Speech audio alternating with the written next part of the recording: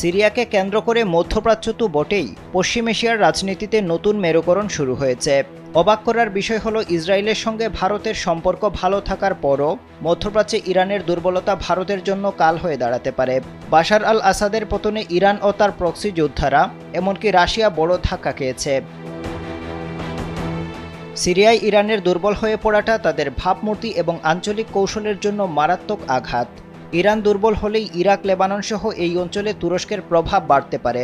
এটা তেহরানের জন্য বড় উদ্বেগ, কারণ ইরান তুরস্ককে মধ্যপ্রাচ্যে তাদের প্রতিদ্বন্দ্বী মনে করে।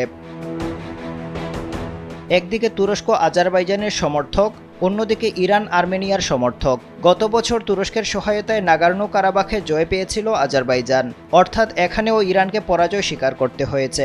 সিরিয়ার সাম্প্রতিক ঘটনাবলীর আবহে উৎসাহিত হয়ে তুরস্ক জাঙ্গাজুর করিডোর বাণিজ্য রুট নিয়ন্ত্রণের জন্য আজারবাইজানকে সমর্থন করতে পারে।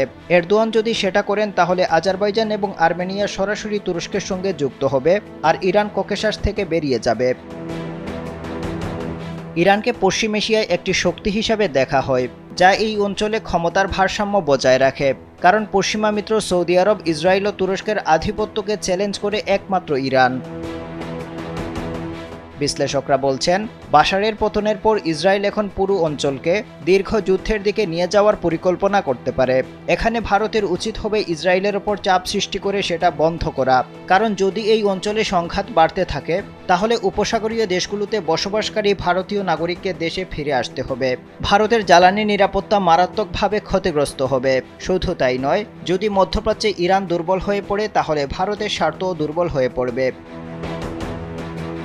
কারণ ইরান দুর্বল হলে সুন্নি শাসকদের আধিপত্য বাড়বে এবং তারা পাকিস্তানকে সমর্থন করবে। তুরস্কের প্রভাব বাড়বে এবং সেটাও পাকিস্তানের পক্ষে যাবে। এজন্য ইরান ভারতের জন্য বড় শক্তি। ইরানে ভারতের আরও স্বার্থ আছে, যেমন তেহরানের মাধ্যমেই ভারত মধ্য এশিয়ার বাজারে পৌঁছায়। ইরানে চাবাহার বন্দর নির্মাণ করেছে ভারত। এই পরিস্থিতিতে ইরান অস্থির হয়ে উঠলে বিভিন্ন দিক থেকে ভারতের স্বার্থ ক্ষতিগ্রস্ত হবে। আফদাল হুসাইন, কালবেলা।